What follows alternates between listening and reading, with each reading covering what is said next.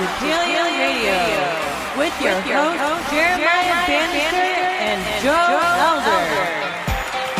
Welcome to another edition of PaleoRadio, live here in studio, 95.3 FM, 1680 AM. My name is Joe Elder. And I'm Jeremiah Bannister. Yes, thank you for joining us. Yeah. It's another wonderful week, another wonderful time to be alive here in studio. We are happy to be here, and we have a boatload of amazing and very different topics to cover today. We do. And I wanted to say, first, I had a very fun weekend, Joe. Yeah, you did. It was very eventful. Let's put it that way. Spending a lot of time playing some hoops. I won a game of 21. I was really excited about that. It was against a lot of people. So got to give my weekly update. Worth letting everyone know. Worth letting everybody know I won a game of fight, okay? I'm moving on up. But more than that, we had our event. We mentioned it on the show last week. We mentioned it on the Facebook page that we had a CFI event yesterday that I led. Yes. On the second and fourth Sundays. And we had almost 40 people again. The last time I led it, we had 47. The record is 50, and that's set by Richard Dawkins. So I'm pretty excited about that number. Yeah. And we had a really, really, really good time. But I'm bringing all this up because there was a woman who, while I was there setting stuff up, talking to people, there was a woman outside. This is at Schuler Books. It's an independent bookstore. And she's outside this conference room, and she's walking toward us, and she goes, "Are you Jeremiah Bannister?" And I'm thinking, yes, that's me. I just thought it was something to do with CFI. Oh, no. It had something to do with the show. Nice. Yes. And she said she heard my voice. She recognized it right away. She came in. She was wondering if you were there. Mm-hmm. And I said, maybe. I had my fingers crossed. You bummed me out, Joe. Broke my heart. I'm an elusive creature on weekends. I can openly admit that. You are. And so she came in and she asked for my autograph. Yeah. And I said, that's perfectly fine. And then another guy asked for it. And unfortunately, it was too late. So I told him I was going to send some smoke signals and that he needs to get this technology. And this is for anybody who wants our smoke signal autographs. You have to get that technology kind of like Willy Wonka with the TV, where you can take the smoke signal, break it down into pieces, and then reorganize it in front of you. I don't know where you're going to find that, but you may need that technology in order to translate our autographs, heavily encrypted in smoke signals. Yes, we also have decoder rings that are necessary for it, too. But you have to get those out of Cracker Jack boxes, and those are harder and harder to come by as well. So in terms of topics today, like I said, we have a mix, just a complete and utter mixed bag. We have witches casting a mass spell on Donald Trump. The fact that we just come right out the gate with that and say, well, we're going to talk about some serious topics, folks. The first one is a bunch of witches around the globe have decided to coordinate an incantation, some kind of a spell, a binding spell, in fact. I learned a little bit about voodoo. Yeah, I learned a little bit about it myself. We're also going to talk about Trump avoiding the Correspondents' dinner, which we'll get to chat about that. Interesting. And Kim Jong-nam, he was, he was poisoned. Yes, he was. To death. He was. Yes, poisoned to death. Sprayed in the face with a chemical in the middle of an airport. In the middle of the way out of an airport. And dead 20 minutes later. And the escort, it's going to be a fun time. Let's just say it involves escorts and what they claim to have thought was baby oil. And someone who thought they were going to be a pop star. Yeah, and someone who thought they were going to be a pop star. We're going to talk about the GOP and marijuana. There's a poll that was taken, actually, interestingly enough, the exact same day. A poll was released. So the information had been gathered, and it was released the same day that Spicer came up and was talking about how the federal government's really going to start cracking down on recreational marijuana that's been voted on in a number of states. And so we're going to talk about that, as well as Comey. Comey, that guy finds himself, Joe, in every problem. I mean, he's constantly in this mix, in this quagmire. And I'm almost starting to wonder if that almost kind of just justifies him a little bit. Well, that everybody hates him and everybody wants him on their team.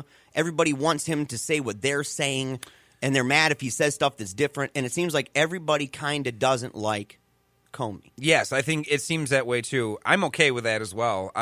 When it first started with the Hillary Clinton issues and her emails, and Comey was investigating it, I personally did think that he kind of had more of a bias.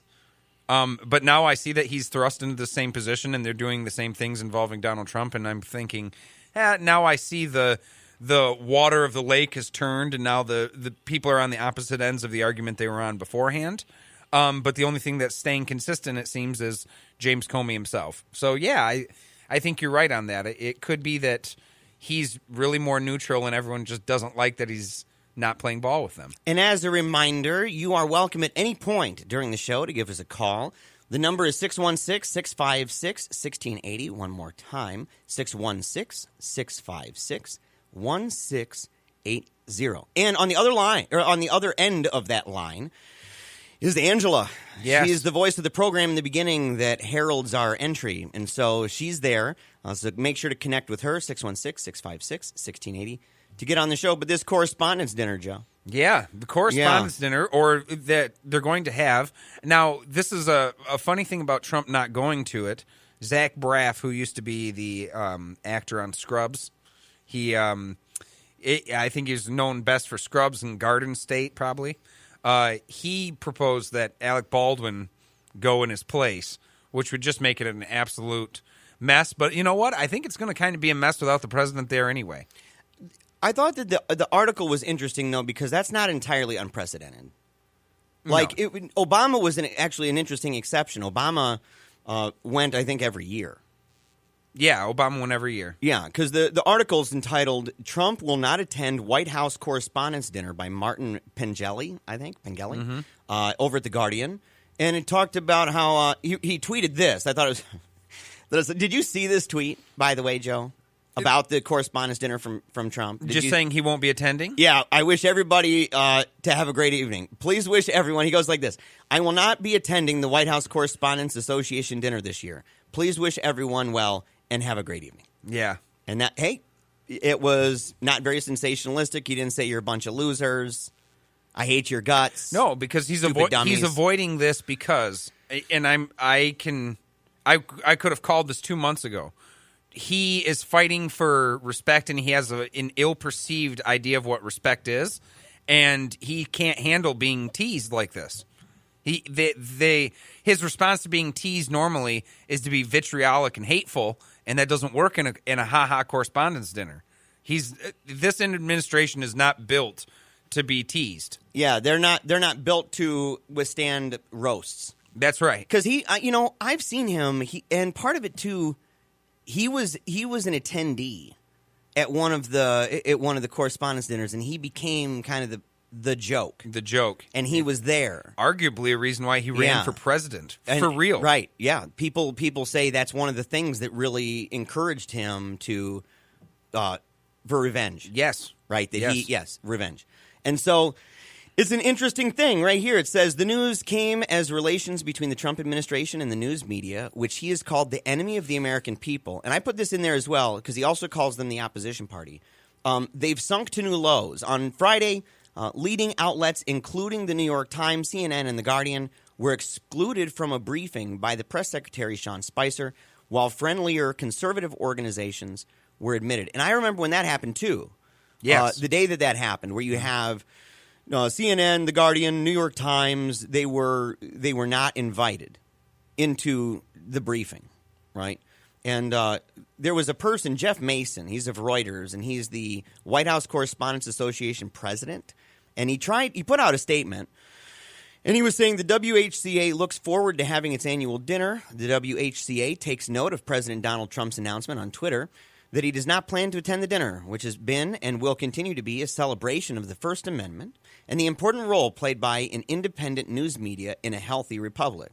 We look forward to shining a spotlight at the dinner on some of the best political journalism of the year and recognizing the promising students who represent the next generation of our profession. Yeah. And so, I mean, hey, they're trying to calm it down and say, hey, he's not going to be here, but we're going to keep on keeping on. But there was a lot of groups, dude, who just said, I don't even know if I'm down with going this year either. Well, I don't think it completely changes the game when imagine going to a roast where the guy's not going to show up at the roast. What are you going to? You're going to a dinner with palatable jokes. Even as a comedian, writing for this would be a problem. If I was invited to this, and I've been writing for the last 3 months, planning on talking directly to Donald Trump, and he didn't show up, I'd have to rewrite all of my jokes. It'd change the whole thing. And I think a lot of other groups are in it as well. I think a lot of other groups feel that way too, where without the president being there, in a way, it's kind of a celebration of ourselves. It's like having everyone throw a party for themselves. I don't know. I think it makes it an interesting. It makes it interesting. In the article, it says Trump has recently reacted angrily to a series of reports citing anonymous sources in the White House, law enforcement, and intelligence agencies about chaos in the administration, alleged contacts between campaign staff and Russian agents, as well as White House attempts to rebut such reports. Yeah, so he's ticked off about certain things, about reports citing anonymous sources. And I've said that that's actually a startling thing. I haven't said that it's made me angry.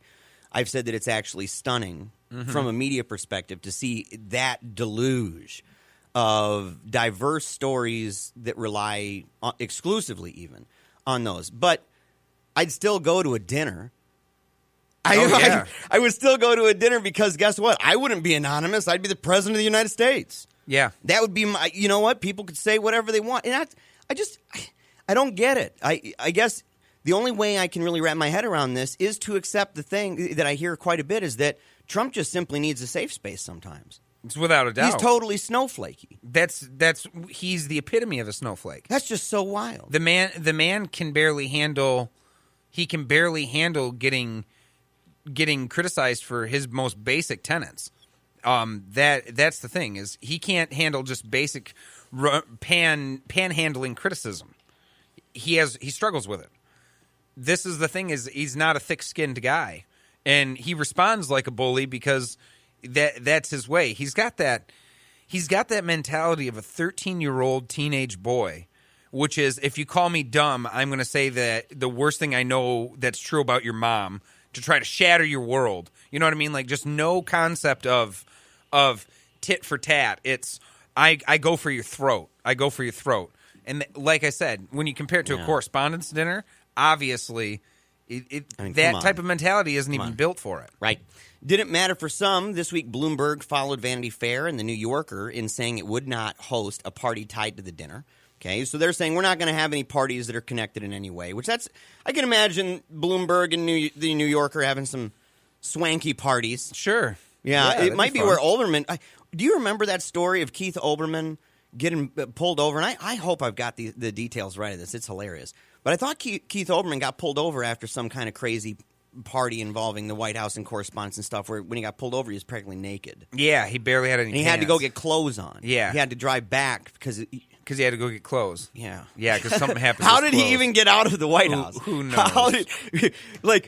Imagine Olbermann walking around somewhere in the facility because it's not like he had clothes on, made it out to the car and goes, I'm just going to take my clothes off. No, oh no. And then just drive. I'm going to leave it in the parking lot. The unclothing happened in inside. That area. Yeah. It happened inside. So the New York Times has not attended since 2008.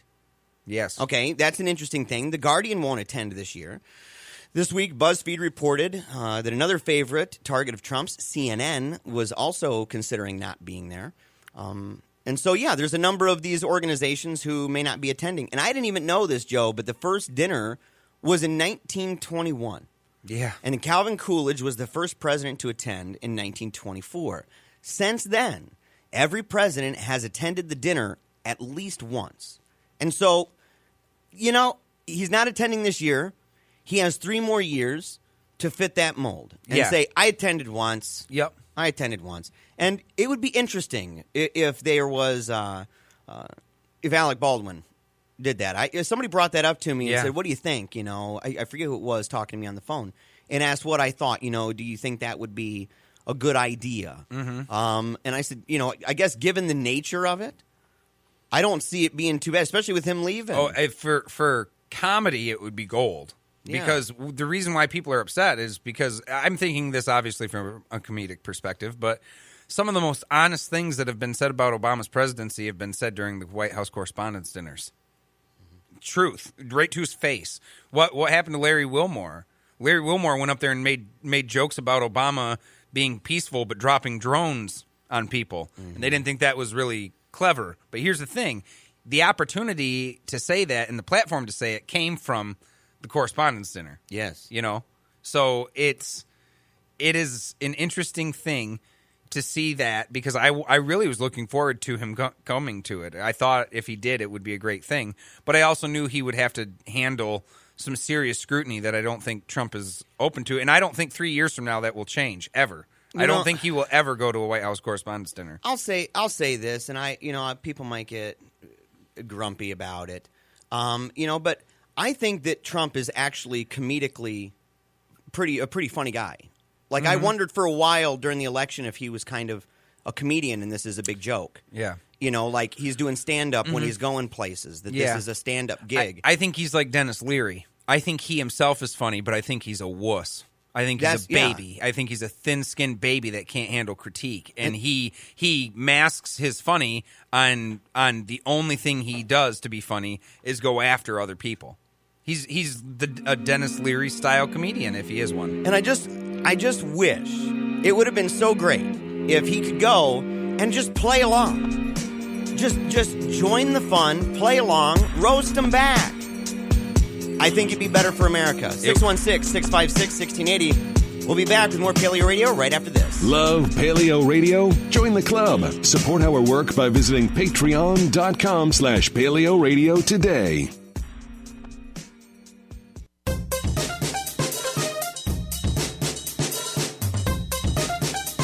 Back to Eagle and Dragon.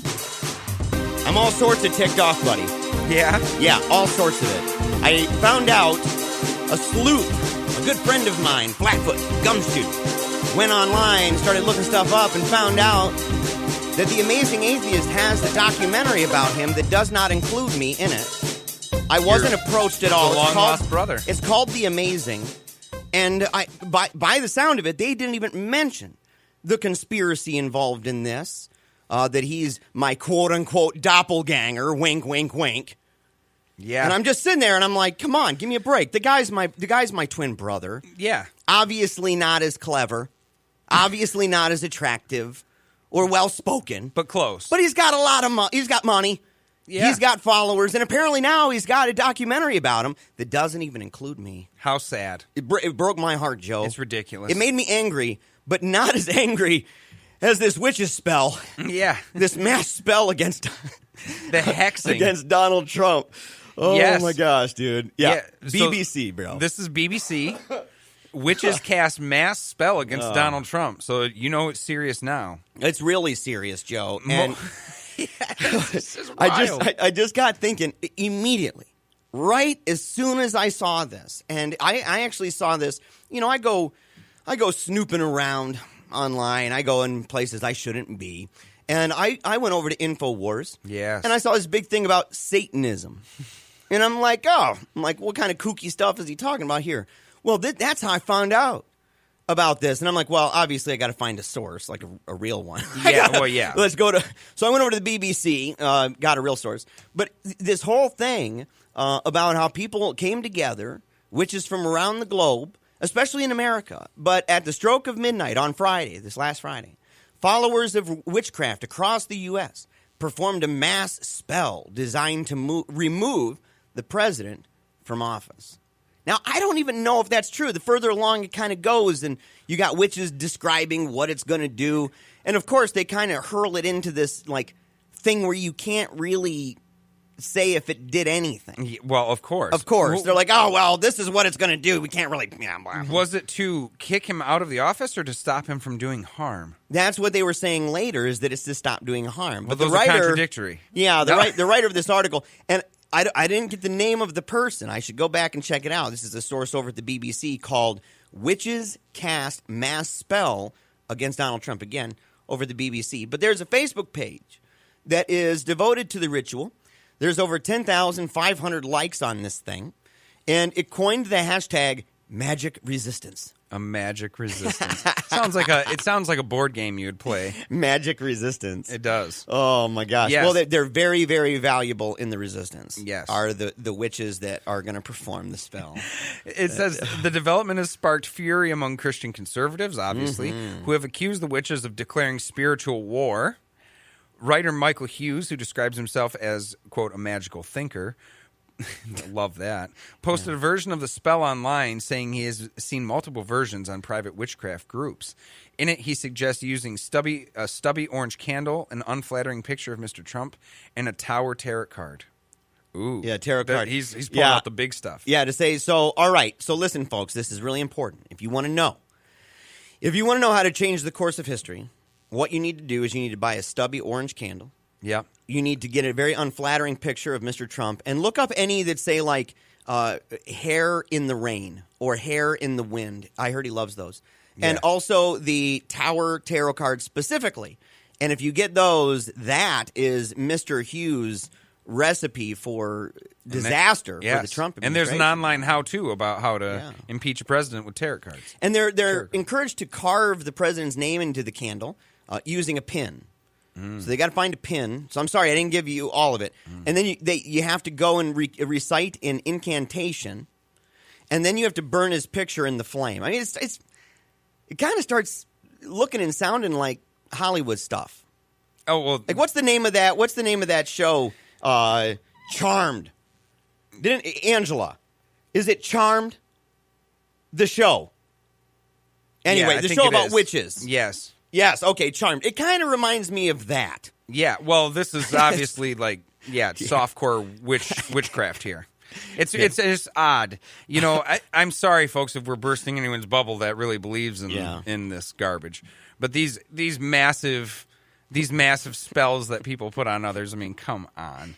Isn't it just another form of trying to manipulate the natural processes around you that you can't really control, and just feeling comforted that you know, if I wear this crystal rock around my neck, it wards off spirits or And I want to know these powerful people that can change the destiny of nations. I mean, if you think about it, they're in control. It's all kind of like Balaam from the Bible. Yeah. You know, Balaam is this magic guy. Apparently, he was real popular around town for his spells. His little cart with magic potions on it. He had his recommendations. You know, he had his accolades from past accomplishments. Apparently, he'd ruined entire people groups before with his spells and his potions.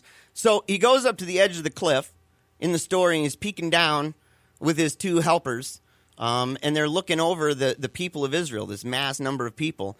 And he's really wanting to get into this voodoo, and he's thinking maybe there's a good possibility that if he just says the right words and does the right stuff, that you're going to curse over 1 million people. Easy peasy. Oh, he did it. He did it many times. Yeah, before. He's done it before. But that specific time, he's just like, you know, I don't know if I can do it. I feel a presence or a power that's prohibiting me from cursing these people. And I said, can you imagine in real life, if those people were actually real? Like, you would never know. Well, you would just never know if you're under the curse of some weird magician on some big hill in town who mixed together some potions and whispers an incantation into the sky. That's right. And I'm just like, this is such baloney. It is. It's total crap. I mean, obviously we're covering it. We know what it is, and we know how funny it is. But it is to say that people are concerned, and they're just trying to do anything they can. We've got a caller on the line, Rick here in Grand Rapids. How are you doing, Rick? How are you? Good. What did you want to comment on? Well, this story you're talking about is new to me. That's the first I've heard of it. Oh, yes. Yeah, the movement has begun about witchery. Now, this is InfoWars. Is that Alex Jones? It's yes, BBC. But we're reporting from a BBC article. Yeah. Pardon me? We're reporting from a BBC article, but when Jeremiah was floating through the internet, Alex Jones covered it, and then we decided to go to a more reliable source, so he checked BBC, which he found BBC shared it, NBC shared it. You had major sources were sharing this, along with Christian sources and conspiracy sources. I have a slightly different perspective on this. I am a believer, so bear with me here. Mm-hmm. Yeah. I know you guys disagree with me on that. I don't necessarily believe in witches or voodoo.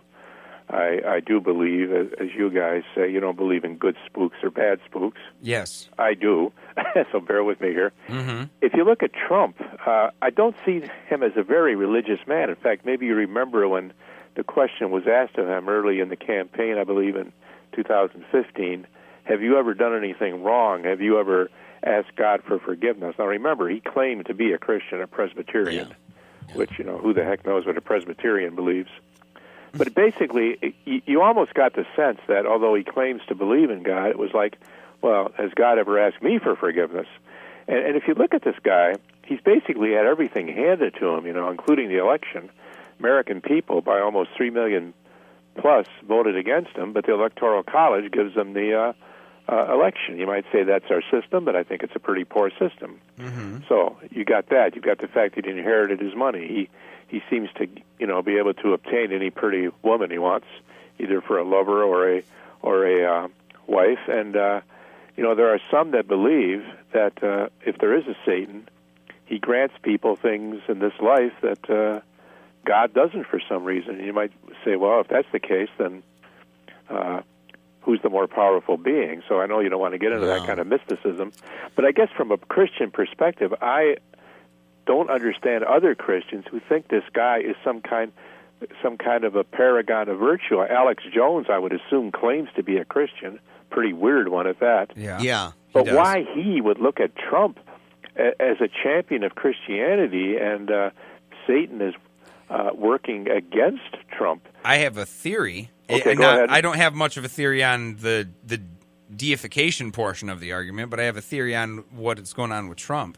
Is when you are a vague candidate, like Trump has been, where a lot of times when he was campaigning, he would say fantastic, wonderful, great, it's going to be it's going to be amazing, splendid. He'd use all these words, but he would never really get into the crux of what his arguments were. Those are all... He would stay very vague. And when you do that, it's kind of the same thing in artistry, where you know how you can see faces where faces aren't there? Or what is part of the brain that makes clouds in the sky look like animals, right? You look up and you see a cloud and you go, oh, that looks like a dinosaur. It's not a dinosaur. What makes you see it, right?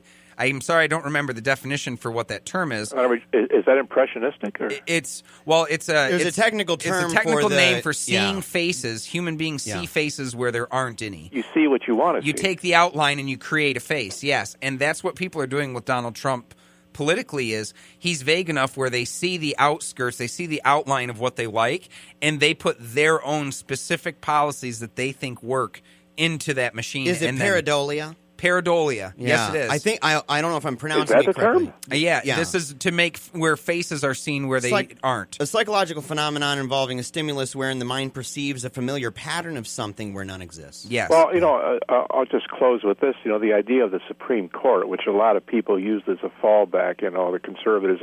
Well, I don't really like him. He's not that conservative, but he'll appoint a conservative, Supreme Court justice. He'll rule against Roe v. Wade. Well, how are you supposed to know that? A justice of the Supreme Court is supposed to rule on the case at hand. Yes. He's not supposed to have a preconceived idea. And I do not worry about who our new justice is going to be because gay marriage was passed with Justice Scalia on the bench. Yeah.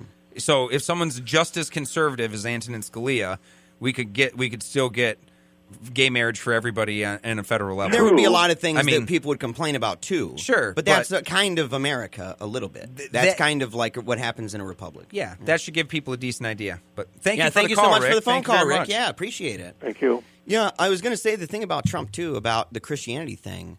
Oh, and by the way, I know a lot about Presbyterianism. Yeah, I figured you did. That's why I kind of He's like, laughed. Who knows about Presbyterianism? I'm like, actually, I know a lot about it. But when talking about Trump, I remember this interview with some Christian organization. They're asking him about his beliefs in God and stuff, and he just starts looking around, talking about his golf course and talking about his career, and then he says, "And the Pacific Ocean. I mean, it's right there behind us. God." And I sat there for a minute. I said, "This guy has never probably really." He's probably never thought through theism. That's right. He's probably never thought through theism. He's never got that whole entire idea down in his head. That happens. Yeah. But again, Wiccans, good luck with that. Hopefully that the witchcraft works and, we're on your side with it. Stick around, folks. We'll be right back. 616-656-1680 to call in.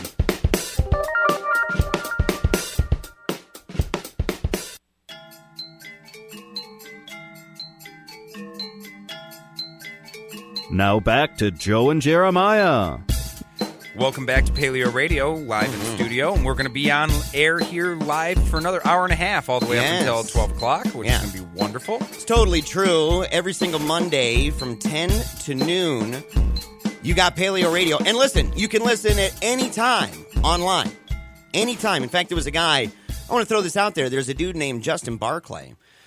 Justin Barclay is the local guy here in Grand Rapids. He's a podcaster who is working alongside in tandem, maybe even contracted with The Blaze, which I thought was interesting. I didn't realize this.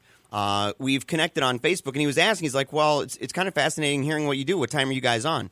10 to noon on Mondays. And anytime online, you can go and you can listen to every single episode entirely 100% for free. So even after us being verified on Facebook.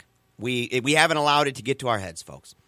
So we definitely want to encourage you to check us out every single Monday from 10 to noon, and make sure to subscribe to us on Spreaker at Spreaker.com. Find us at PaleoRadio Show, and you can also, of course, find us on iTunes. But we have a caller, Joe. We may as well just go straight into that. Sure. It's on a subject a little different from what we've been talking about, but I'm glad the caller wants to bring it up, because yesterday, our house, we lost power.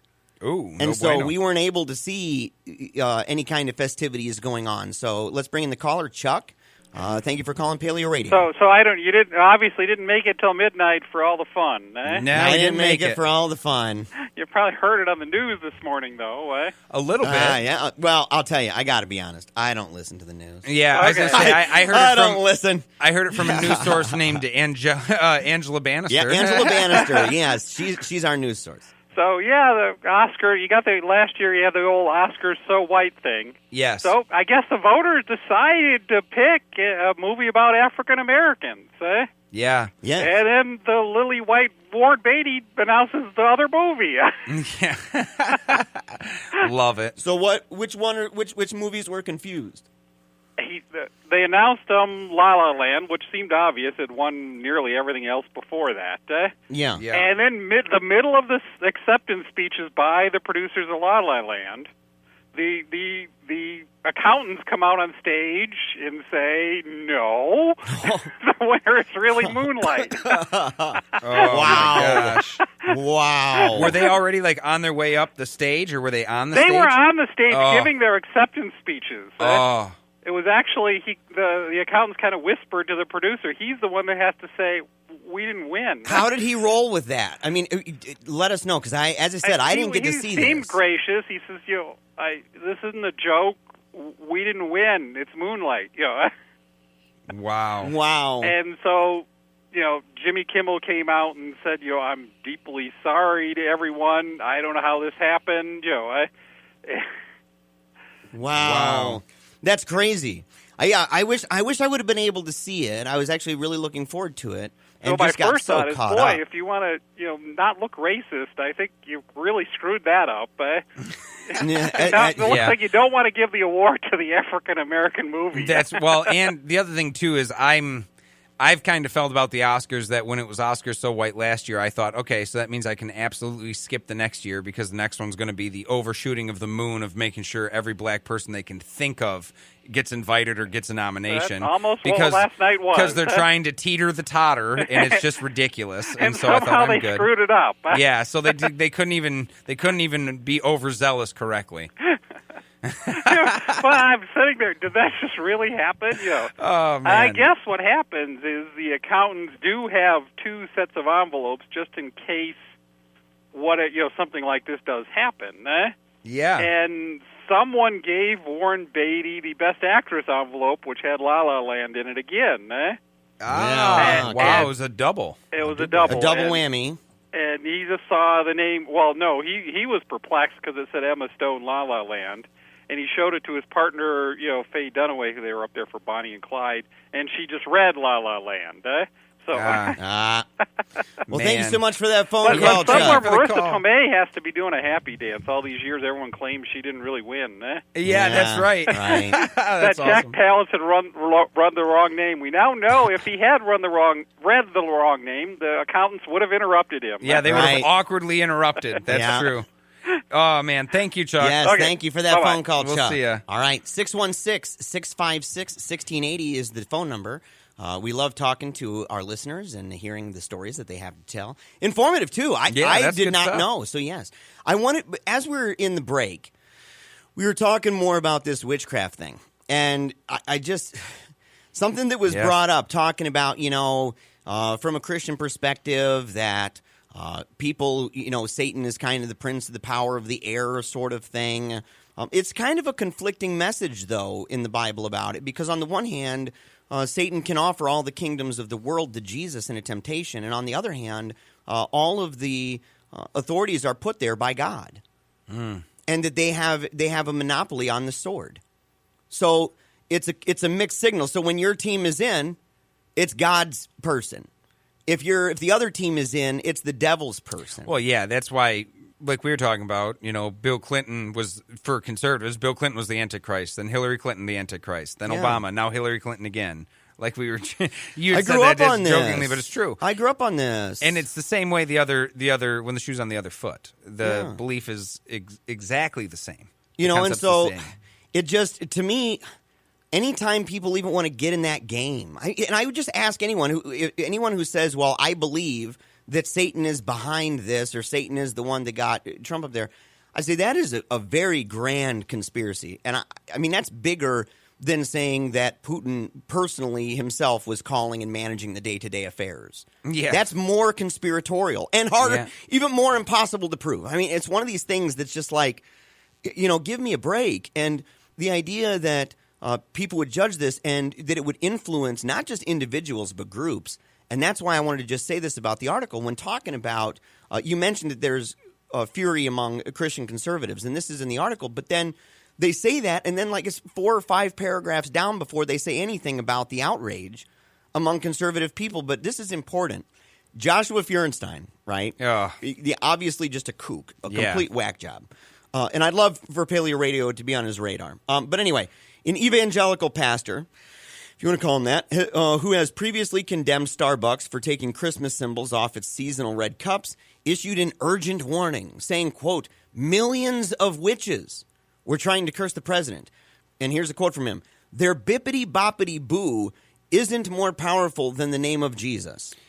The Christian Nationalist Alliance, which I don't know has ever been cited in anything before this, a conservative religious group named February 24th, a day of prayer to counter the magical fraternity. And I sit there and I say, there's large groups of people in this country that take that seriously. And we're back in the world of Balaam, where there's people who really believe that there's individuals who could be up on a hilltop that you don't even know, who made some potions at home and have some magical incantation that can curse tons of people without them knowing. Yeah, they Kooky town. They really believe it. That's kooky town. I mean, and that's the thing is, the fact is, and, we don't like to spend too much time on this, but when you talk about belief systems, this is what matters. How do people come to moral conclusions?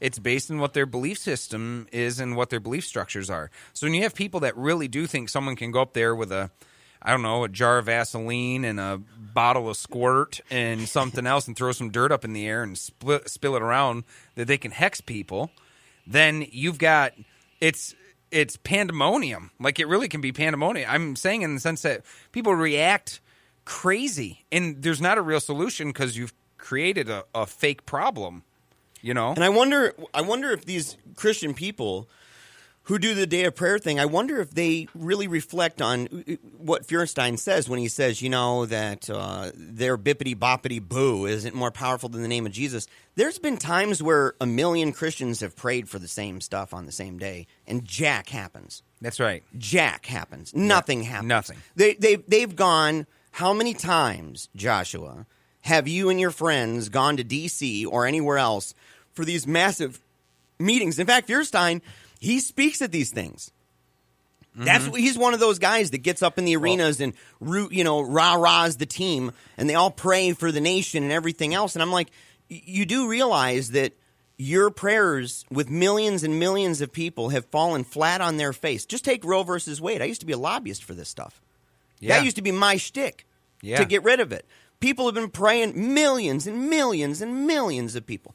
Ineffectual, completely. So if it's more powerful and it's proven ineffectual, millions and millions, doesn't even matter. You can double it up. I don't care, Josh. Double it up. Doesn't do jack. Well, if it doesn't do jack, then what do you think this is going to do if you think this is even weaker? Yeah, how is that going to work, right? Yeah, give me a break. And I really think, too, that this is worth mentioning. This has to be mentioned when this is said, because people that have, when they believe in, you're talking about the power of prayer and the power of prayer over the power of witchcraft or whatever. And when I say they're neutral, that will upset people. But look, we all know people who've had cancer. A lot of, or at least many people, if you're very fortunate, you don't. But most people know somebody or know a few people who have had cancer and many who have passed. When you look at how often or how many people, just think of yourself personally, if you're sitting in the car listening to this or streaming it, how many people do you personally know that have had cancer that you've prayed for if you're religious? And how many of them survived it and how many of them passed? And compare that to the averages of said cancers that they have. Yeah. Don't just know that they had cancer. Go ask that person, what kind of cancer did you have? And see if your miracles of prayer coincide directly with how treatable the certain type of cancers are.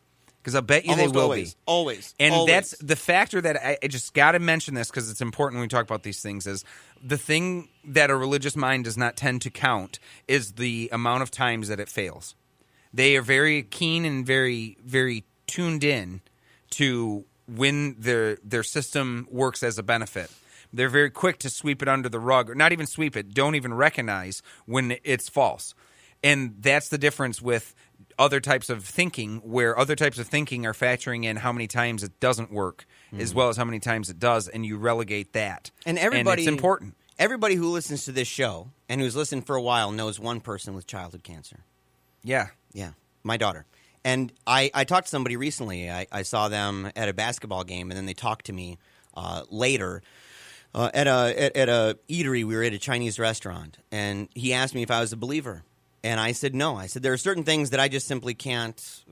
It's not even debatable anymore for me. And prayer is one of those things. And like you said, you have people who bring up prayer and things that are accomplishments for them, like finding a job while in the process of filling out 30 applications. And looking for a long time and complaining online about how they haven't had anybody respond. Or looking for their keys really hard and praying while they're doing it and finding their keys. Yeah. Or studying for a test really hard and then praying that they'll do good and getting a decent grade on a test. You did that stuff. You're trying to do it. You did that stuff. You're actively trying to do it. And when it comes to cancer, I investigated a lot in order to save my daughter's life. And not one time did I see an asterisk that said that if you pray or if you're a believer or any of that you're better off. We'll be right back right after this. For debates, interviews, or speeches, contact PaleoRadio Show at gmail.com.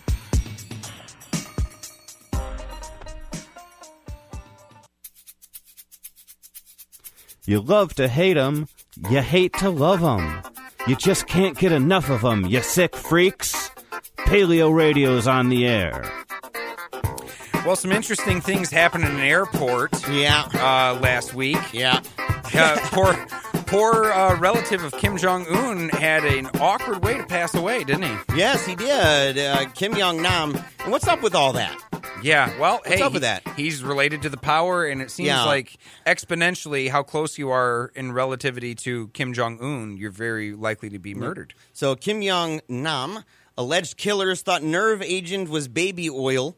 This is by the New York Post. Eileen A.J. Connolly, an Indonesian woman held in the assassination of North Korean dictator Kim Jong-un's exiled half-brother, claims she thought the liquid poison she used to snuff out his life was some kind of baby oil. Now that is just, it's a little erotic. I mean, well, that's crazy. Yeah, you got an escort, around with you, and they're like, "Oh, we're in an airport rubbing baby oil on somebody's face." What kind of weird? Well, they did it like it was a game show or something. They were doing it, spraying it to multiple people. So that's the thing is it was they were spraying other people. It was like a game show, holding people and giving them a spray.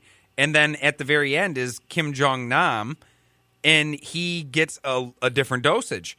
So the City Asia, I'm sorry if I mispronounced that, she's 25, and her Vietnamese accomplice, Don Thi Hyong, 28, reportedly worked as escorts in Kuala Lumpur in Malaysia before they were enlisted to poison Kim Jong-nam with VX, a nerve agent listed by the UN as a weapon of mass destruction. That's so hardcore. That's crazy. That's hardcore. And Asia said she was paid $90. $90. Yeah. What in the world is that? Paid $90 to put a poison-soaked cloth on Kim's face. In the Malaysian capital's airport, this took place on February 13th, she thought she was taking part in a candid camera-style TV prank. Now, that's what she claims. That's what she's claiming. Yeah, least, they're not really believing that. Police Yeah. are skeptical of their claims of naivete. Experts say the women must have taken precautions so the nerve agent wouldn't kill them. I mean, that only makes sense. Yes. I mean, if they thought it was baby oil, are they using precautions for baby oil? That's right. Yeah. It Yeah. Says, it says they must have taken precautions. It's an odorless chemical with the consistency of motor oil, and it's extremely powerful as a poison. The quantity no larger than a few grains of salt is enough to kill someone. Wow. So just a little bit. Just little eatsy-weetses of this VX poison. In the airport surveillance footage, which, hey, they had it, the women appear to smear something onto Kim's face with their hands before walking away in separate directions. I mean, not just, they're so done. They hit him. Yeah, that was a hit. Kim died later at a hospital. There were reports that one of the women was vomiting while she was in police custody. Vietnamese officials say Saturday that she is in stable condition. Yeah. Yeah. Wow. And it says the investigation has unleashed a diplomatic fight between Malaysia and North Korea, which is suspected to be behind the killing. Police said that they would issue an arrest warrant for Hyung Kwan Song, a second secretary at the North Korean embassy in Kuala Lumpur, if he won't cooperate with the investigation. Malaysia hasn't directly accused North Korean governments of being behind the attack, but the likelihood of the North Korean involvement rose when authorities determined Kim Jong-nam was killed by VX nerve agents, again, which is banned under the international treaty that North Korea never signed. Yeah. And so it's just it's one of these things where it's like, these ladies are going to jail. And the VX was almost certainly produced in a sophisticated state weapons laboratory. Well, yeah, I mean, you don't just come about that type of stuff. Yeah, you walk over to your friend's house. Hey, what are you doing? I'm making some of this VX. Yeah. At my house. Oh my gosh. Yeah, and so that's crazy. they're going to be in big trouble.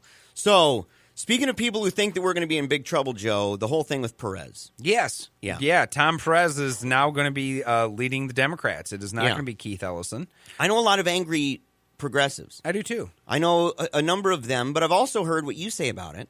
I think that is a tempered way of approaching this. After reading it, I read an article in The Atlantic questioning as to why he's even running if there's no real difference between them. Yeah. Because that was his claim, is the defenders of Perez were saying things like, well, he's really kind of almost identical to who he's running against, Ellison.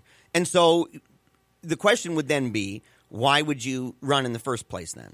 Because of his connections. Because of his connections. I mean, because that's the thing is, when people say that, they talk about people's connections like it's a negative thing, which in ways it can be. It depends on how you use that ability or that access. But Tom Perez has connections with people. Well, he has some of the same ideologies as Keith Ellison, which can help the Democratic Party, I think.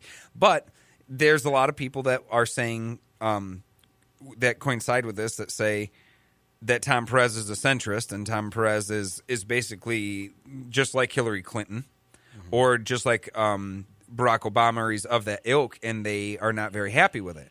Now, what's funny to me, though, is the weird divide in the Democratic Party between Barack Obama's policies and Hillary Clinton's policies, which are essentially the same. Why in the world is Barack Obama looked at? And I'm not talking about conservatives here. I'm talking about strictly liberal Democratic groups. Why is Obama's policies considered some way different than Hillary Clinton's, where they want to make a wedge between the two and say, Obama kind of was this way, Hillary, we don't really like her because she's a certain aspect. You know, like, I guess my question is more for the Bernie bros. Bernie bros, if you're out there, why do you think Barack Obama had a great presidency, but you thought Hillary Clinton was going to be awful, when they essentially have the same concept in how they govern? Or that Perez is going to just ransack. Or that Perez is going to be any way different. Yeah. There's going to be a huge difference between him and Ellison in the way things operate.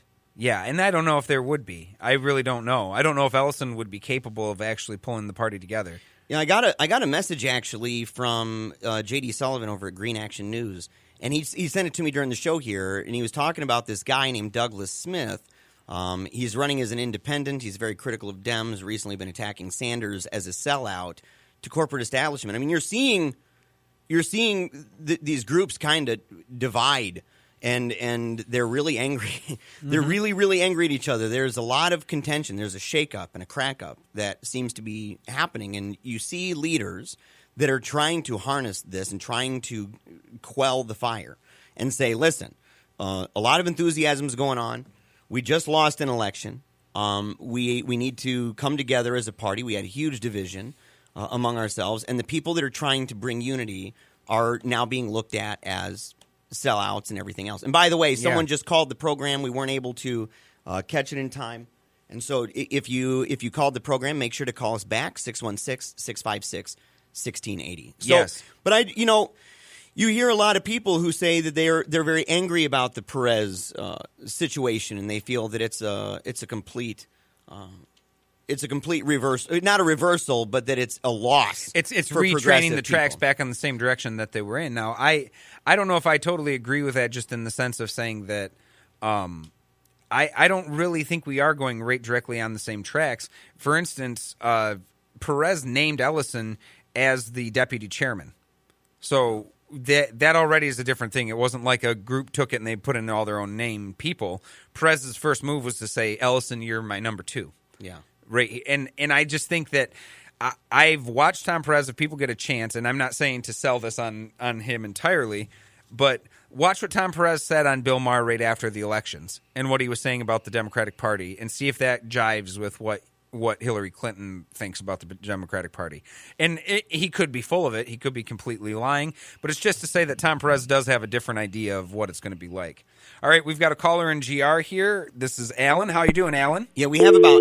Oh, we lost you. And Alan's gone. If Alan is gone. You want to call us back, please do, but call us at the top of the hour because we only have a couple minutes. We probably won't be able to squeeze in a call again. Yeah, and we'd like to give you more time. So yes. This piece over at The Guardian by Lauren Gambino in Atlanta, and I'd encourage people to go check it out. Party for the People. Democrats seek Perez unity, but doubters are vocal. Former Labor Secretary and main rival Keith Ellison, seen as representing the establishment and party activists, respectively, must work to win over the base. And that's just a fact. Yeah, they're going to have to. They have to, because the base is very, very, very divided right now. Yeah. And this has been going on the right for a long time. I mean, people talking about the conservative, libertarian, nationalist crack-up that was going on. Like, this stuff's been 10 years in the making, a decade in the making. But this became more urgent as time went on because they weren't able to bring the party together. They weren't able to unite those people. Those factions divided and divided and divided until eventually now they severed out. And now you've got a nationalist leading a party that is an internationalist party.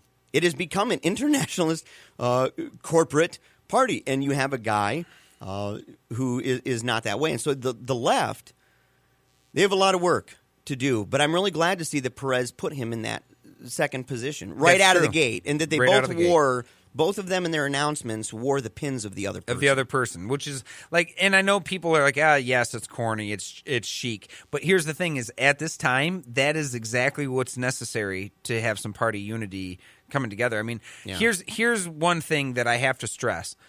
The Democratic Party cannot break apart like the Tea Party does in faction and split the way the Republican Party did. I'm not saying they can't do it like it won't happen. I'm saying they won't break into only two pieces.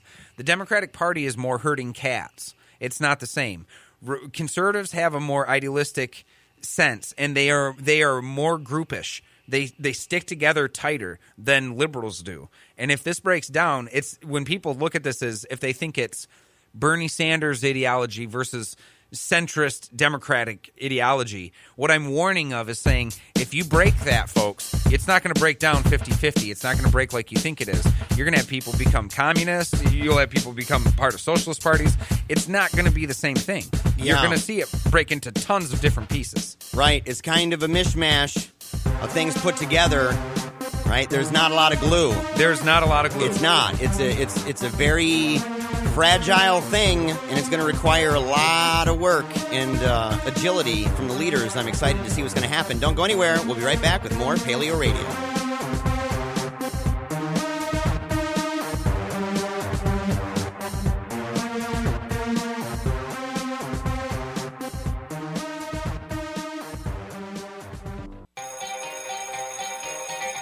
You are now entering PaleoRadio.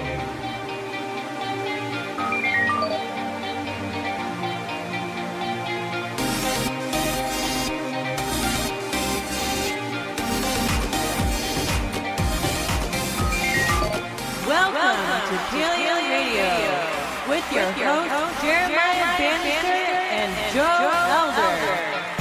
I love the sound of that voice, Angela. You're an amazing wife. I love you like crazy. 616-656-1680. If you would like to join the show, again, 616-656-1680. We had a caller named Alan.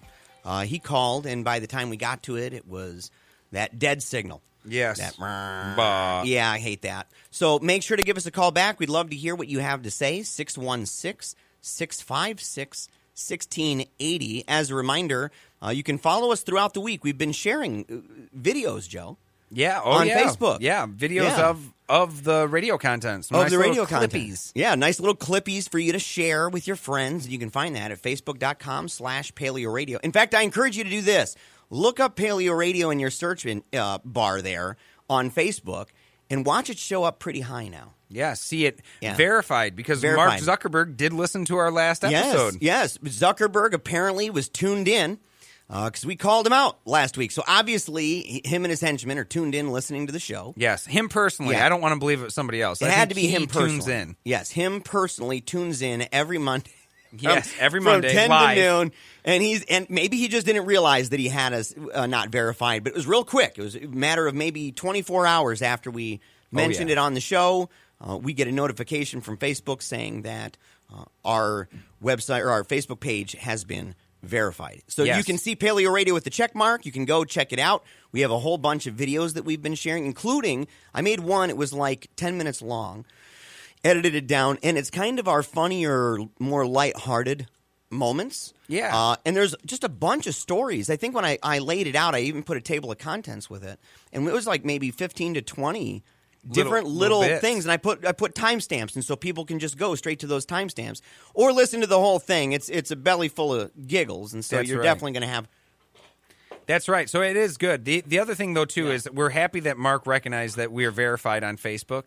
We are very happy about that. The other thing that we want to recognize now that he's listening, and we know that he is you probably want to quit taking Hawaiian people's property, Mark. Yeah. You should really back off on that. I mean, tisk, wag of the finger on that one, buddy. Yeah, taking property, imposing sanctions on Paleo Radio. You got to lift those sanctions. Just as a reminder, again, we're halfway there. We gave two demands last week, and one of those has been satisfied. But boy, oh boy, those pesky sanctions are still on. Yeah, we got to work on those sanctions. Got to work on it. We may end up having to just steal some emails and give them to WikiLeaks in order to get those sanctions lifted. So there's this article, Joe, and we were going to mention it last week because it's just too fun. But before we get into the article, let's go to the caller. Is this Alan? Yes, this is Alan. So Alan called back. Good. Alan, welcome to Paleo Radio. Thank you for calling us back. Morning, fellas. Morning. Yes, good morning. I was just going to kind of chime in on the Bernie Bro thing. Yes, please do. Yes. Yeah, I don't want to overstate my Bernie Bro, but I mean, I loved him going into the whole thing, throughout the thing. But I think the biggest reason you had the surge for him, when you compare, you guys are kind of asking about what the big difference between Hillary and Brock was, and I think that's why Bernie had such a big appeal, is because there wasn't enough of a thing, and that the Bernie people weren't really, you don't want to complain about everything that happened under Brock, but certainly weren't happy with everything by far in the direction that they were heading and how corporate everything was. So I think that's why you had such a big division that way, because they didn't want to have the same 8 more years of that crap, So yeah, I totally agree. I totally agree. Do you? Maybe I'm misreading it too, but do you get the same sense that I do about how people just speak differently though about Hillary Clinton and Barack Obama? Like in the Democratic side, like I have a lot of friends who are Bernie bros. They spend not half the time talking about the problems they have with Barack Obama as they will spend about the problems they have with Hillary Clinton. And I see them as essentially the same. Barack Obama and Hillary Clinton have the same concept about how to handle the Middle East, drone the crap out of it. They both believe it, right? And it's the same old. I find it odd. Stick. I wonder why. What is the gap that makes it so Obama doesn't get the same rhetoric thrown against him? Well, that was my argument with on some of the other shows over the the primary process is the simple fact that the lady is just like to. I mean, I'm one of them, but I have no issues with female authorities, but this lady was just sickening to me, and it's enough. And I kept arguing the fact that she's not going to bring one person over. Nobody's going to be on the fence and go, well, I'm going to go with that lady because she's a good person. Somehow leading that way. I mean, none of us actually know her, obviously, but. Yeah. But there was no way anybody was going to go that way, and it proved out the election. She still won by the popular. But if it was Bernie, you realize what a landslide it would have been. On the whole thing, we'd have the House, we'd have the Senate. I mean, it was all very predictable. So the powers that be did not want him, and but nobody liked her. Well, when I say nobody, I mean you got to add different ones into shows that are very staunch for her. But that's the same reason people don't want to go for it, because they're just the system, and people are pretty tired of the system. Yeah, absolutely. Thank you for the call, and thank you for calling us back. I appreciate that. Yeah, and I want to say, thank you again for calling us, Alan. 616-656-1680. I want to say this. I voted for Bernie in the primary, and I talked about it publicly. Actually, Nathan, another voice, he's the one that does the voice, you can't get enough of me, you sick freaks. That's our friend Nathan, and he interviewed me the day of the primary and talked to me about who I voted for. And it came down to me liking him as a person. I said there are things that other candidates that I like that he's similar to. But as a person, I liked him. And I didn't feel that way at all about Hillary. And some of that, and I had to admit this, I said some of that is from the baggage of being raised in a home that was Tea Party before there was Tea Party. The sovereign citizen movement stuff, the patriot movement, the militia movement. I grew up surrounded by that sort of thing. And it really, it kind of tinged, by kind I mean a lot, the way that I viewed Hillary as a person and as a politician. And when she ran this time, I had to really kind of challenge myself to say, there's a lot I don't like about her, period. There's just a lot I don't. But at the same time, how much of that is a hangover from my time as a child where I just, we grew up hating Bill and Hillary. I grew up on a healthy dose of Jesus, Ronald Reagan, and Rush Limbaugh. Yeah. I mean, that was our trinity in our home. And there you go, St. Ronnie. Yeah, St. Ronnie, St. Rush, Yep. So the idea that Hillary was even in any way palatable for me, I was already primed. Yeah, I was already primed in that way, and many others were.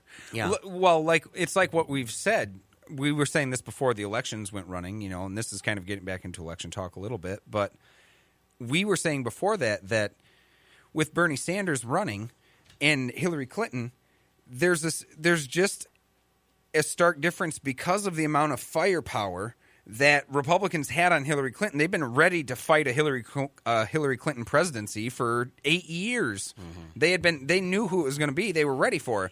They didn't have as much firepower against Bernie Sanders. No matter what that empty threat was about saying, they'll call him a socialist. Yeah, socialist wasn't a dirty word during the election time. I don't know if people realize that or not. But we've got another caller on the line. This is Chris and GR. How are you doing, Chris? I'm doing good. How are you guys doing? Doing good. Thank you for calling the show. Yes.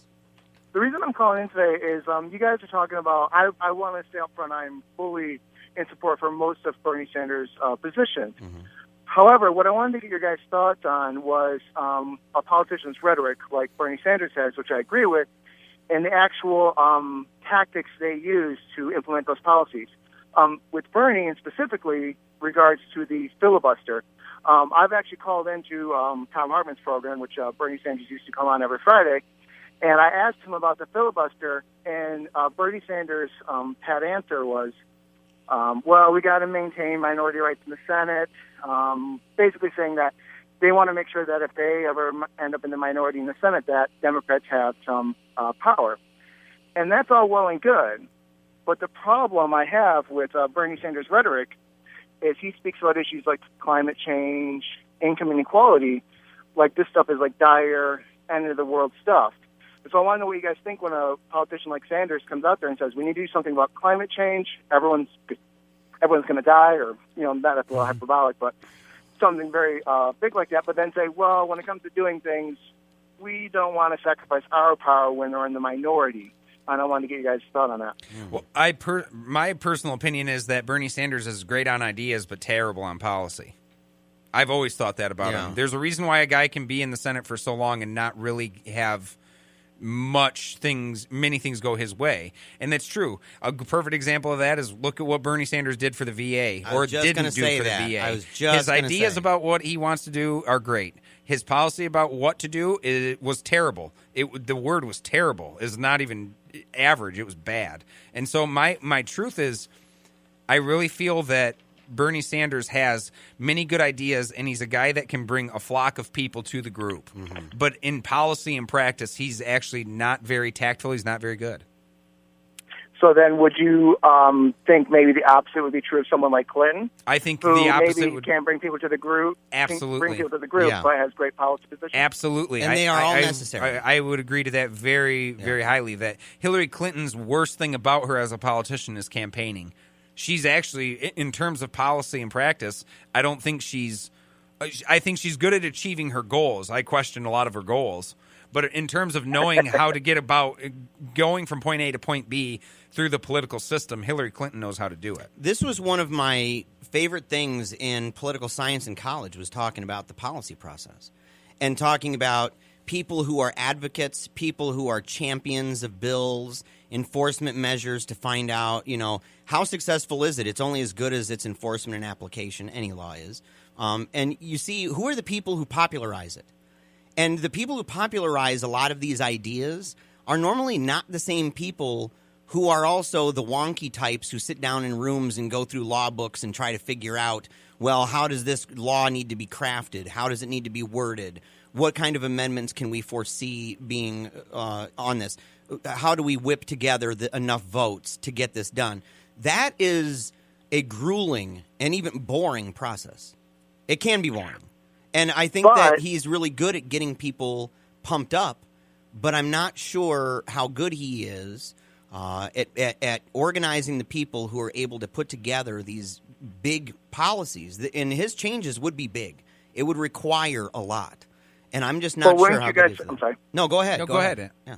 Wouldn't you guys say, and this is my big beef, wouldn't you say it's a little disingenuous, something as simple as a filibuster, whether or not 60 votes is required to pass legislation?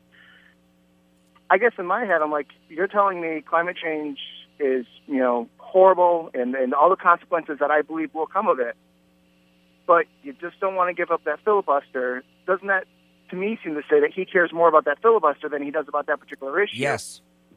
I agree with you, Chris. Yeah. I think it's a lot the same. The analogy is the same as people that were going to protest Milo Yiannopoulos going on to Bill Maher, but they didn't show up because it rained. He's such an awful, awful human. He must be stopped, but it rained, so we're not going to make it. It's the same exact concept. Thank you, Chris, for calling the show. Thank you very much, Chris. Thank you, guys. Yes. We'll be right back right after this, folks. Don't go anywhere. We'll be back. Love Paleo Radio? Join the club. Support our work by visiting patreon.com/Paleo Radio today.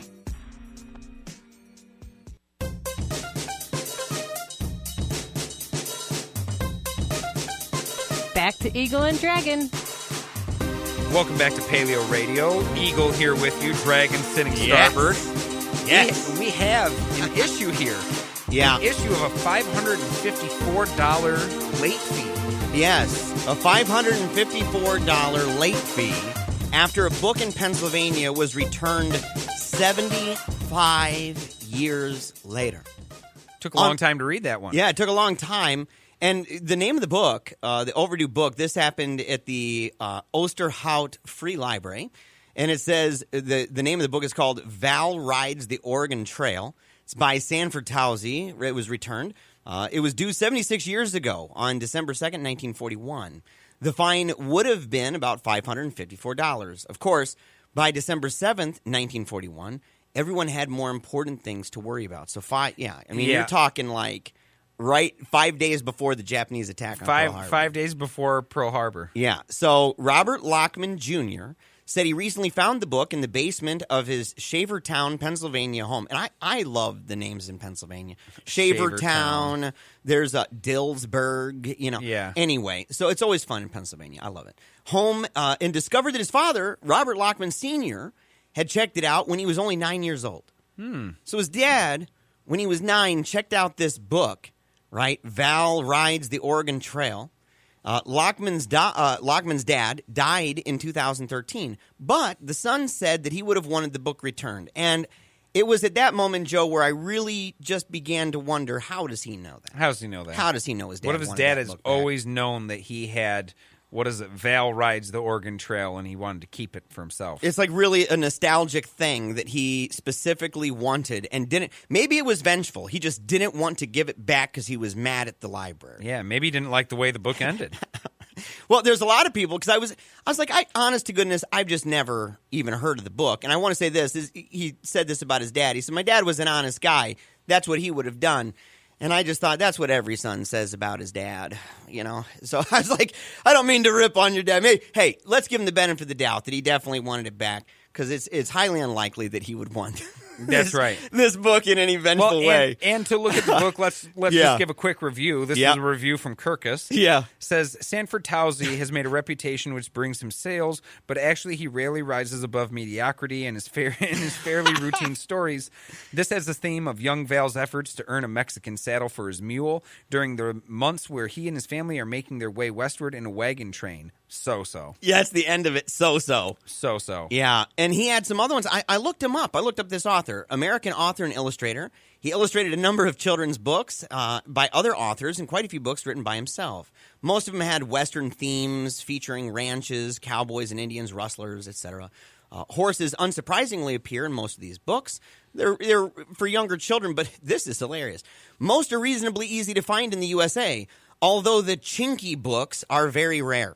Yes. And when I read that, I'm like, I'm not surprised that the Chinky books aren't here from the 1940s. So I went, and he wrote 2 books, Chinky the Banker Pony and Chinky Joins the Circus. Apparently... Which is a pony, right? Apparently, Chinky is a pony. And so I don't know what breed it is, a banker pony. There's a short picture book series about banker ponies and stuff like that. In a genre where there's not much on offer for the young male pony lover, these books are well suited. So, so I guess there's really the young male pony lover. Yeah, so there's just simply not a lot of young male pony lovers anymore. But if you are one of those, you have to check out these books. And hey, we at least know that in the Pennsylvania library at Osterhout Free Library that book is available. And if you wait 70-some years, they'll waive your fee. They'll waive your fee. So that's a good thing to remember too. Well, moving very quickly from ponies to pot. Yes. Most Republicans oppose the federal interference with marijuana legalization. Yes, which has been hitting us. This is happening. The administration wants to crack down on weed, and this was over at Reason magazine. Yeah, or Reason.com. I didn't put it on here. Who wrote it? I forgot to do that. Which is all right. Yeah, but again, the article is entitled "Most Republicans Oppose Federal Interference with Marijuana Legislation."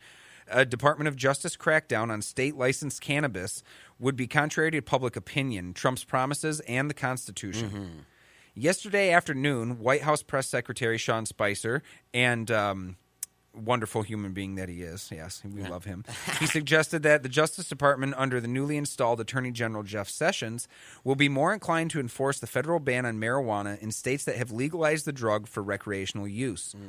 A large majority of Americans, including most Republicans, think that's a bad idea, according to a poll that was released the same day as Spicer's comments.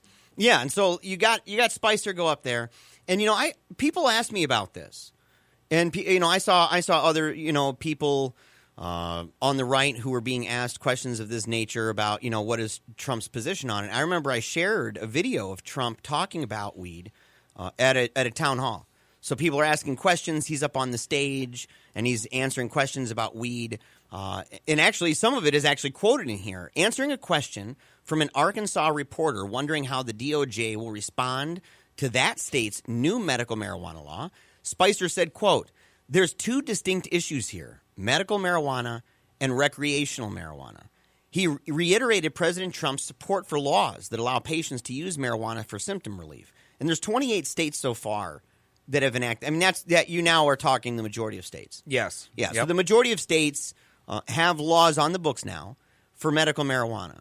Spicer also noted that Congress has repeatedly approved a spending rider that restrains the DOJ from taking action against medical marijuana suppliers in those states. So there are some silver lining stuff going on here. There's some silver lining with this. As long as it's medical. As long as it's medical, right? Which that would affect a lot of states. But he said, quote, there's a big difference between that and recreational marijuana, end quote, which 8 states have legalized.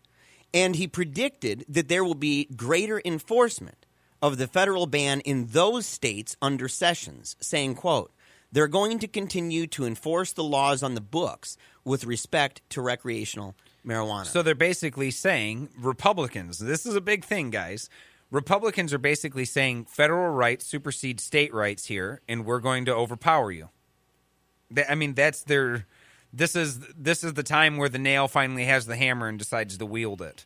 Because most arguments from the conservative standpoint would say that states' rights would supersede federal rights, and it's all about breaking down the federal government.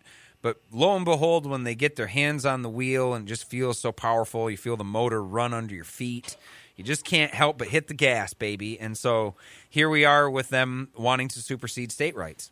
Yes, and it's interesting because in the article it says that distinction is clear, talking about people who are down with weed.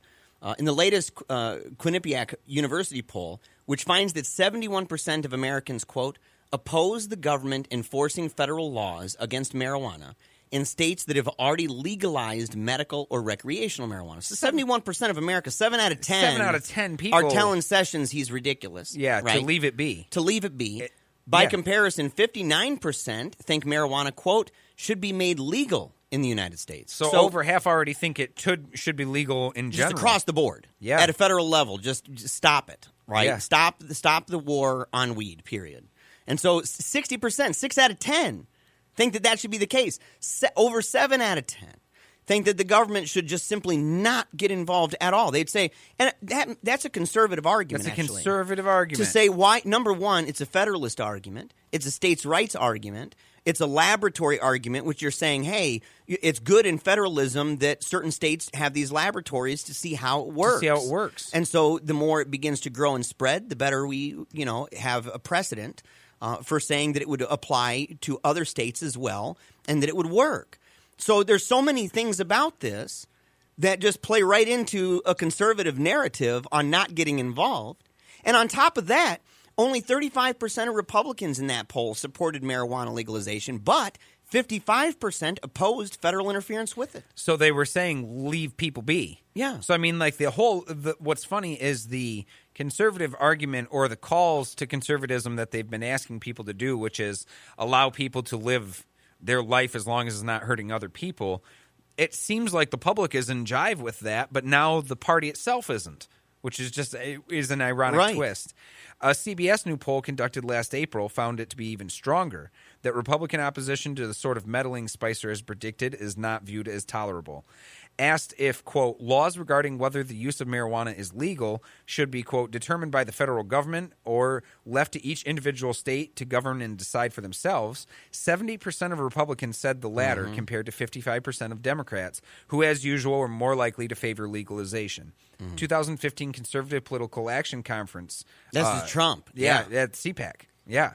So if they vote for it, they vote for it, he reiterated in Nevada. In terms of marijuana and legalization, I think it should be a state issue, state by state. And that's the video I shared. Yes. Was the video from Nevada where he talks about that. And he has stories of people that he knows personally who use it for medical reasons, and he talks about how they say it's benefited them. So he's at least aware of that. But to have Sessions, and I mean, look, Sessions in the past has praised people like William Rehnquist in 2005. Sessions gave a floor speech in which he praised the Chief Justice for recognizing the limits of federal power. And in it, he talks about the overreach of the Commerce Clause, which is the very thing that in this he's wanting to invoke. Absolutely. And he says it doesn't cover every single matter the United States Senate may desire to legislate on, to the extent that the federal government controls even simple, discrete actions within a state. He reestablished a respect for state laws, talking about Rehnquist, and state sovereignty through a number of his federalism opinions. That is exactly what we're talking about, Mr. Sessions. I mean, Yeah. that is exactly what we're talking about. Listen, the Republican numbers reflect that conservative view. Because they would say, well, we don't want to legalize at a national level. Why? Only 8 states so far have that. Yeah, it's still in the laboratory phase of that. But when they talk about medical, it's barely even a question because they look at it and say over 25, over half the country's already done it. Yes. Including states that they're like, hey, I don't have a beef against that one. Yeah, without a doubt. Without a doubt. And so look, you have marijuana laws in Michigan, for example, about decriminalization in Grand Rapids. Here in Grand Rapids. This city here. It's decriminalized here in Grand Rapids. Which is get a parking interesting. ticket for possession. Which is interesting because Trump's involvement and entanglements with things happening in Grand Rapids. Yes. Like he was here the day before the election. The day before the election, he was cozied right up to DeVos. Yes, DeVos is part of his part of his administration. So you sit there and you say, man, recently they had Acton Institute in Sirico were schmoozing and stuff with DeVos. So you say, Grand Rapids, here's an example. He was in a city and he's benefiting from a city that has it decriminalized. Exactly. And now Sessions might be coming in and going, hey, buddy, you got that joint? Yeah. You're in trouble with the feds. Oh, Sessions doesn't know which way is up, and that's not a surprise. Stick around, folks. We'll be right back. 616-656-1680 to call in.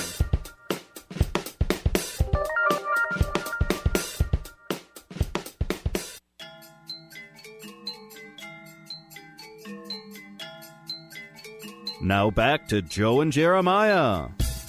We got something on Twitter, Joe. Oh, we've been tweeted. Yeah, we've been tweeted. Actually, there's a couple tweets that people sent us throughout the week about stories. We had one that had to do with going over the line with comedy, and maybe we'll talk about that. It's something with Atheistically Speaking, and I've never heard that show before. It's the first time I've heard Atheistically Speaking, but there was a link that was sent by somebody on Twitter talking about, does comedy go too far? Okay, so that was one. And the other one that was sent to us, Joe, is about Centrism is dead. And it was actually liked by the person who wrote it. So when when someone messaged us, and I wish I had my Twitter up, I could say who it was. But somebody messaged us and said, I'd love to hear you talk about this article about centrism being dead. And I said, hey, would this be fun to talk about? And you said, sure. And so the person who wrote it saw that tweet, the original one, and liked it. Nice. And so we're going to have to make sure to send this to Taryn Norris.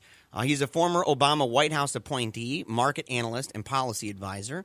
So, again, thank you actually for liking that tweet as well. Yeah. But his piece is called Centrism is Dead, Time to Rebuild the Left. Centrists cannot resolve America's deepening political crisis. Only a reconstructed left can. And this is how he begins. I used to believe in centrism. Like many early Obama supporters, I believed in the possibility of a transformational presidency capable of overcoming traditional divisions and enacting an agenda for American renewal. I spent a decade advancing a center-left clean energy agenda designed to sidestep the intractable climate divide, helping craft Obama's platform, and later serving as a presidential appointee at the Department of Energy. So this guy was entrenched, right? Yeah, he was entrenched. He was involved. He's been involved for a long time, and he's come from a certain position politically. And he had very rosy ideas of what life was going to be like under Obama. He was quite enchanted, apparently. But I would say that it's kind of an unrealistic expectation in a way, even going into it. It sounds nice. That's what a candidate would like to say. I'm going to try to bridge divides. I don't think that really worked out that well. No. And I don't think obviously the opposition party defined itself as such, right? The party of no. Yes. And we lived through that. And so you have that.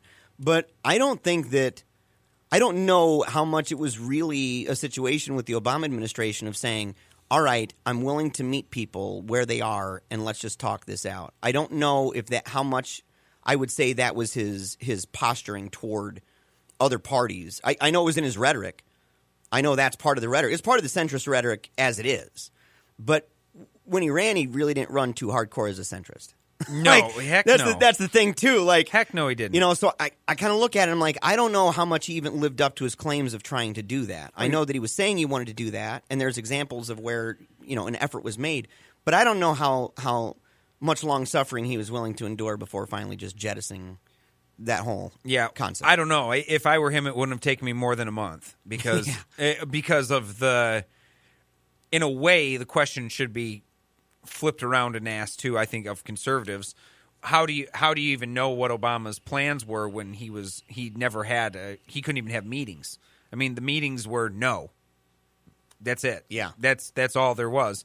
Anything you try to do, the answer is no.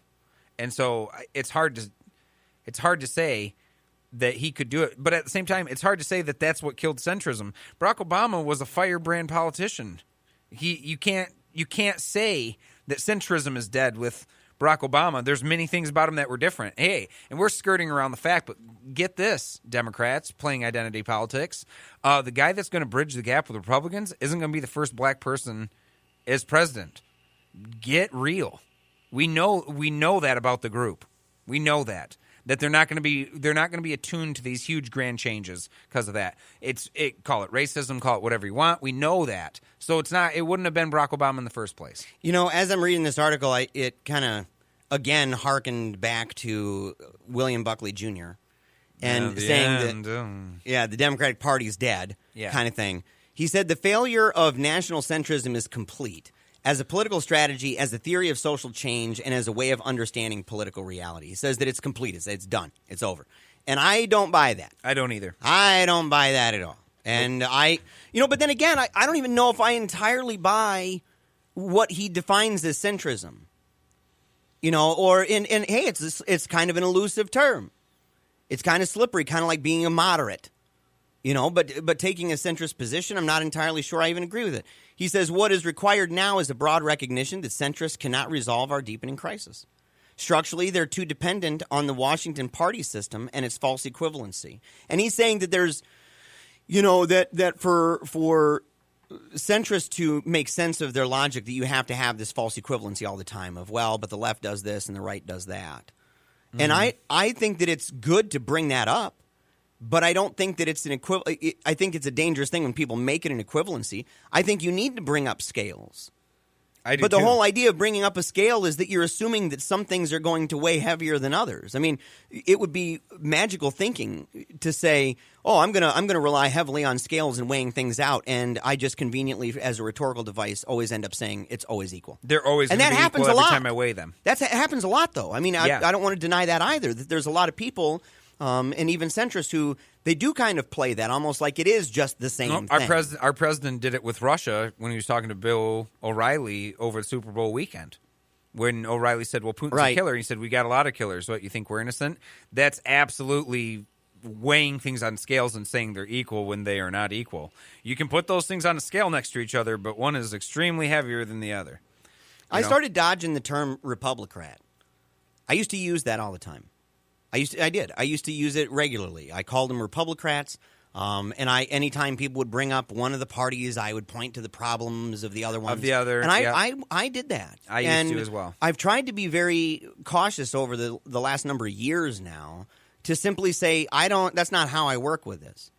How I would work is to say, is it going to simply be an easy peasy thing where I reach across the aisle and say, hey man, let's work together? No, it requires dynamic allegiances. It requires dynamic and flexible collaboration, networking, coalition building, and partnering with people. I mean, look, if you have people like Rand Paul and Cory Booker who can travel around the country and talk about criminal justice reform and try to make differences in this way, it's hard for me to say that that's just an empty endeavor.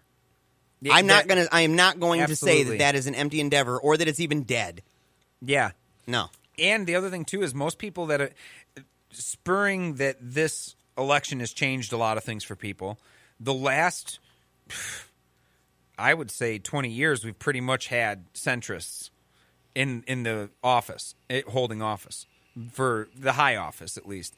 So to say that it's dead or that it's all over because this is the first time in 20 years there hasn't been a centrist in office, I think it's just a little bit too early. That's the Buckley stuff. Yeah. That's oh my gosh, Buckley. Reagan won. Democrats are done. Liberalism is dead. Yeah, we saw Jimmy Carter fail, so liberalism dead. Yeah, exactly. Yeah, the Democratic Party's over because Reagan won. So, okay, but he says intellectually they suffer from a poverty of imagination. And, I can get that criticism in a way because realism, that's kind of just the way that works. That when people are trying to be realistic and saying, all right, look, I woke up today and as much as I wish the world was not this way, I live in a republic that's made up of huge amounts of diverse interests and different people, different religions, different languages, different customs, different everything. And we have to figure out a way to deal. We simply, you have to. And so you have to be able to meet them. You know, and saying that centrism is over, it's kind of like saying that interfaith is over. Mm-hmm. That you can't work with people.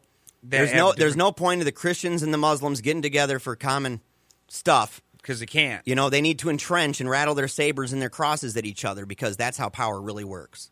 Yeah, and whoever's going to outshout each other wins. I'd be interested to know why he doesn't think that's analogous. Yeah, I would. I'd be sincerely interested to know how he believes that that's not analogous, and would he discourage that? Or does he believe culturally that centrism seems to be doing okay, or that it's a noble ambition? He says temperamentally, they're too milquetoast, lacking one of the most essential traits for such a moment, political courage. I totally agree with it. I agree with that for some of it, but I don't think that is emboldened in centrism. I think that now it is political courage.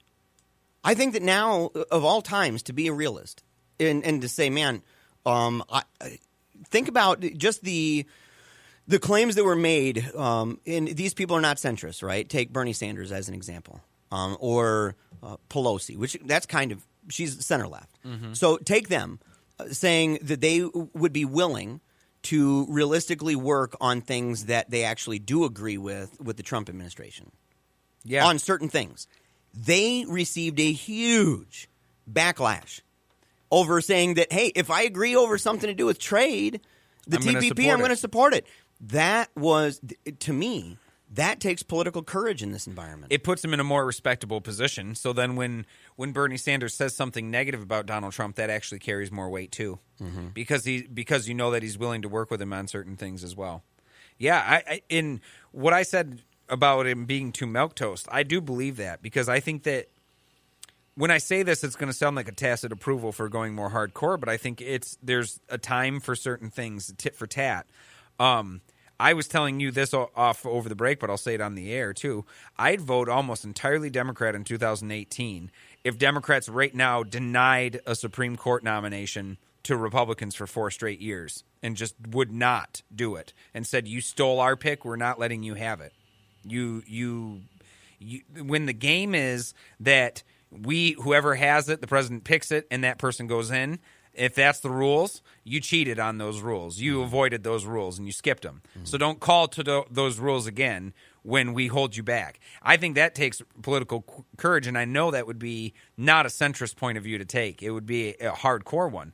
But this is what I mean is, when you're a centrist, you aren't actually taking milquetoast positions on every single thing. Mm-hmm. You're taking it item by item. Can I work with them here? Yes, I'll work with them. Can I work with them here? No, I won't. It's being more practical about your political position. And, you know, he says that the reality of asymmetric polarization in which both parties have become more ideological, but in which the right has shifted more sharply than the left, that he says this is something that's just been proven by the data. But I wonder, and I sit there and I say, from a right person's perspective, right, from a conservative perspective, they would look at the last 8 years and they'd be like, the idea that the Democratic Party is the same party as it was 8 years ago is tripping. Is crazy town. This guy's out of his mind. Mm-hmm. Completely tripping. It's a whole new group of people. It's a whole new group of people. The topics that they talk about, right? Free education. You're talking about college stuff, right? Yeah. Talking about free education. Pressing boundaries, pressing envelopes and everything else. I just kind of sit there and I'm like, they've gone far left. Bathrooms, trans issues, gay marriage. You name it. There's a lot of issues that happened over the last 8 years that seems to have been pushed even harder to the left. Yeah, for the left. And the right, not even a question. Not even a question. Yeah, but there's plenty of change that's been going on each side. We have to admit it. We know that there's been a lot of changes. And centrism is not dead. Debate, it's the answer. Interviews, or speeches, contact PaleoRadio at gmail.com.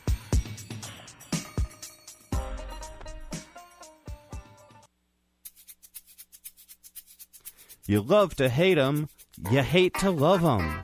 You just can't get enough of them, you sick freaks. Paleo Radio's on the air.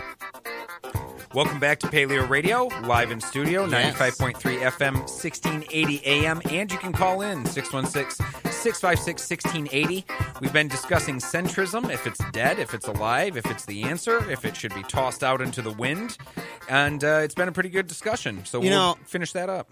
In talking about this article that we've been reading from, and I encourage people to go check it out, Centrism is Dead, Time to Rebuild the Left.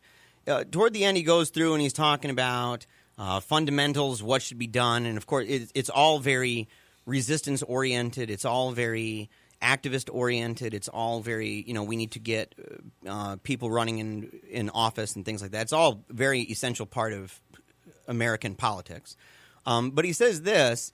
He says, at its best, the centrist can play a constructive role in reminding legislators about the art of compromise and providing a moderating, non-ideological influence. That seems like a big deal to me, actually. It's a big thing. When he says at its best, that's kind of like a diminishing introduction to a thought. Yeah. And it's kind of like, well, at its best, you're just going to make $1 million. Yeah. And I'm like, wow, I hear you. I'm interested in that. That sounds good to me. At its best. The problem is when centrists distort the reality of asymmetric polarization and distract from the reforms necessary to address political extremism. Now, here's the thing, is that part of the way that political extremism has happened has been this siloing effect. Hugely. The bubble, man.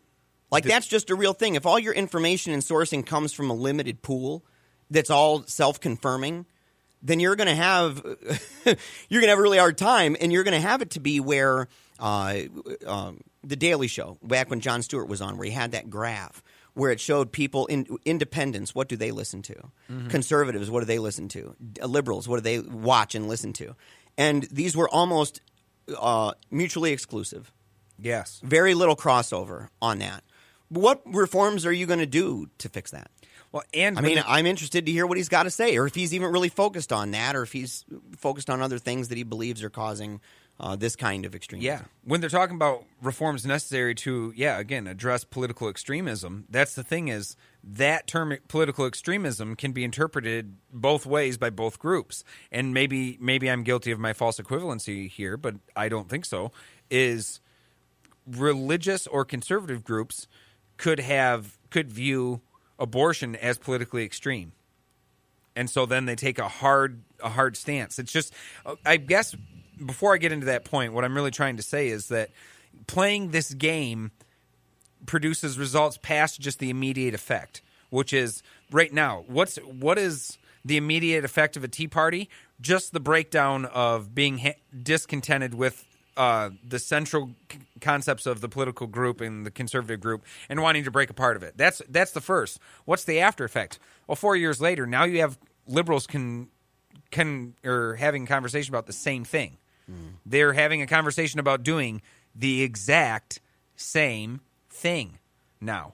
Yes, because rattling sabers and crosses at each other is what makes the world go round. Yeah, well, and that's just and not just rattling, but the right actually did it. The right moved further right. Yeah. They did it. They took one big bold left and took a more conservative stance, or one big step to the right, took a big conservative stance and said, "Screw you, no to everything you propose." You propose. And then the left now is contemplating. We're having open conversations about it. Right now we're in the not sure mode, but certainly, the conversation on the left is taking place of saying, should we all join the resistance and say no to everything? The repercussion of that choice that happened in 2008 is hitting us right now in 2017. And how would in our current political environment, when we've been talking about what's going on the left and we talked about what's going on the right, how would it be that because he says this, for in the end, centrists are deeply invested in the Washington party structure. They are a professional class and a political fixture unto themselves, and they have little interest in rocking the boat. Under our current environment, it would seem that centrism is counterculture. It is. It would be countercultural. You would be kind of the rebel in a way, the poet, the romantic, the visionary, the things that this writer says is not real. Mm-hmm. That's envisioning a world that is not divided into two utopias. one being a kind of a socialistic wet dream, and the other one being the same, the theocratic world of Jesus and stuff like that. And that you have in between that, you have people who sit there and go, listen, I don't think this is going to work. I don't like your utopias. That's not only unrealistic, but it's counterproductive. It's actually going to cause greater problems because the premise of the whole thing is admitting that there's massive divisions and extremism. And now you're saying, well, we got to settle in on that extreme line. The biggest problem I have is that there are companies usually don't close the doors after a quarterly report goes bad. Right? Mm. Companies usually assess what problems need to be made, but then they make changes to it. But their quarterly report doesn't dictate how the whole business runs. Mm. It's a snapshot. And I would say the same thing for Centrism in as a political party. What was it? Three months ago, had the election gone the other way, we'd be talking about how Centrism is alive and well and hadn't gone anywhere. So it didn't just die in 3 months. And why don't we say it when we talk about the 3 million votes that Hillary got more than... That's my point. I mean, it would seem that Centrism is winning by like 3 million. Yes. Culturally. That's my point. That's far from dead. Far from dead. Far from dead. And Hillary Clinton is the embodiment of centrism. Yeah. In terms of political policy. Iconic centrist. Yeah. And when people said, it's over, she's terrible, that's the thing is, may we all remind you, the popular vote was won by this centrist by 3 million votes. Yes. So it's hard to say centrism is dead when 3 million more people voted for the centrist candidate. Yeah. Now, that's a tough one. The way the politics has changed and the way the party that runs things is definitely a different group. But again, that's looking at the quarterly report saying, okay, we lost this 4 years, it's time to revamp the whole machine. I don't know about that. Talking about revamping the whole machine, Joe, we're running out of time, but James Comey, bro. Oh, yeah. He is the FBI director Jimmy Combs, whom many blame for Clinton's loss, is now in the middle of the Trump and Russia controversy. This is by Eric Tucker over the Associated Press, saying that FBI Director James Comey is again in a familiar spot these days, the middle of political tumult. As a high-ranking Justice Department official in the George W. Bush administration, he clashed with the White House over a secret surveillance program. Years later, as head of the FBI, he incurred the ire of Hillary Clinton supporters for public statements on an investigation into her emails. Now, Comey is facing new political pressure as White House officials are encouraging him to follow their lead by publicly recounting private FBI conversations in an attempt to dispute reports about connections between the Trump administration and Russia. Yes. And you can blame Reince Priebus for this. Yeah. Because that's where really the center of the focus is, but they need Comey for clarification. But here he is, looped and swirled into the same thing. Into the article again. The latest flip occurred Friday when White House officials told reporters that Chief of Staff Reince Priebus had asked top FBI officials to dispute media reports that Donald Trump's campaign advisors were frequently in touch with Russian intelligence agents during the election. The officials said that the FBI first raised its concerns about the New York Times reporting, but told Priebus and the Bureau that it could not weigh in publicly on the matter. The officials said Deputy Director Andrew McCabe and Comey instead gave Priebus the go-ahead to discredit the story publicly, something the FBI has not confirmed. Yeah. So we're back in that world. We're back in that world. We're back in that world of anonymous people. Yep. And people saying, yeah, do this, or yeah, this is true. And you're like, oh, okay, yep. I'm seeing it. I'm hearing it. As the FBI declined to discuss the matter, pressure mounted on Comey on either to either counter or affirm the White House's account. Even the Trump administration urged him to come forward. Yeah. So they urged him to come forward. They basically said, they wanted the FBI... to give a basic overview, the Trump administration wanted the FBI to say that there were no contacts between Russian officials and their administration, and the FBI did not want to comment. So Reince Priebus goes public and says that happened, and now you have journalists and everyone trying to get a hold of James Comey asking him, did that really happen? Did you guys say no? Did that conversation take place between you and Priebus? And so it's just, again, James Comey just thrown into the wolves. Yeah. And you look at it and you say, like we said at the beginning of the show, here you got a guy who is loved and loathed by the same people on all sides. And it just depends on the controversy. Mm-hmm. And it depends on who's in power. Depends on who you can use them for. Yeah, and all of a sudden, it's like, and that kind of, to me, that kind of shines good maybe on him. And I've been critical in the past, but to sit there and say, listen, when you're a guy who's getting it from every side, it can be, maybe not of necessity, but can be a sign of your independence. Yes. Well, when the FBI came back and said that Hillary Clinton didn't do any wrongdoing, right? There was no wrongdoing. Right then and there, many conservatives said that there was things going on underneath Comey and the FBI that disputed that ruling. And if they look into what's going on with the controversy with Russia, and it turns out that the FBI comes back and says that there was no colluding between representatives of Trump's campaign and Russian representatives, there will be many people on the left that aren't happy with that answer, and they'll say that James Comey, despite making that ruling, there's people in the FBI that disagree. And it's a game. It's a game that we're playing back and forth. And there's a lot of conspiracies right now. There's a ton of conspiracies. There's a ton of conspiracies right now. And you mentioned Russia, and I just want to say, this was actually in the notes, and we don't have a lot of time to talk about it, but we just wanted to give a shout-out to the people in Russia who braved the streets to protest. Yes. They protest the death of Nemtsov, who was a political opponent to Vladimir Putin, who was shot on the street 2 years ago. And mind you guys, when you protest in Russia, you can get jailed up to 10 years. You get arrested on the spot. It's illegal to protest. Yeah. So good on the Russian people for showing some solidarity there. All right, that's the end of our show. Make sure to check us out on iTunes. Check us out on Spreaker at Paleo Radio Show. And, of course, follow us on our verified Facebook page at facebook.com/PaleoRadio. Yes, you can also follow us on Twitter at Paleo Radio Show. Tune into our Patreon account. We have a lot of extra goodies for people that donate over $1. But, man, we love you. We're happy to see you. We're happy you've been here. And we will see you all next week. Will work for economic justice. This is Public Reality Radio, WPRR 1680 AM Ada, 95.3 FM Grand Rapids, WPRR FM 90.1 FM Clyde Township, and WPJC 88.3 FM Pontiac.